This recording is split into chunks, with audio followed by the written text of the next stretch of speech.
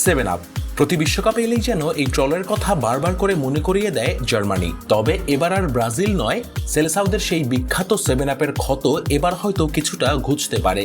বিশ্বকাপের নবাগত দল কুরাসাওকে 7-1 গোলে বিধ্বস্ত করে বিশ্বকাপের প্রথম ম্যাচেই নিজেদের শক্তিমত্তার জানান দিল চারবারের বিশ্ব চ্যাম্পিয়নরা।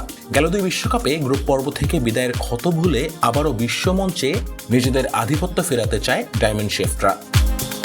হিউস্টনের গ্রুপ ই এর উদ্বোধনী ম্যাচের শুরুতে অবশ্য কিছুটা ধাক্কা খেয়েছিল জার্মানি, তবে সেই ধাক্কা সামলে নিজেদের চেনা ছন্দে ফিরে এক দুর্দান্ত জয় তুলে নেয় জার্মানি।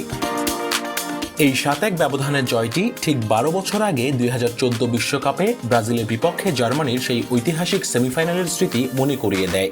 এই বিশাল জয়ের মাধ্যমে ব্রাজিলকে ছাড়িয়ে 239 গোল নিয়ে এখন বিশ্বকাপ ইতিহাসের সর্বকালের সর্বোচ্চ গোলদাতার সিংহাসনটি নিজেদের করে নিল জার্মানি। এদিকে আফ্রিকার দেশ মরক্কোর মতো এবার নেদারল্যান্ডসকেও আটকে দিয়েছে এশিয়ান জায়ান্ট জাপান। পুরো ম্যাচ জুড়ে দারুণ ফুটবল কৌশলে টেক্সাসের দর্শকদের ভালোবাসায় সিক্ত হয়েছে সামুরাই যোদ্ধারা। 2 বার পিছিয়ে পড়েও দমে না গিয়ে বিশ্বমঞ্চে ডাচদের মতো দলকে 2-2 ব্যবধানে রুখে দেওয়া জাপানের ফুটবল ইতিহাসের অন্যতম সেরা এবং সাহসী কামব্যাকের গল্প হিসেবে লেখা থাকবে।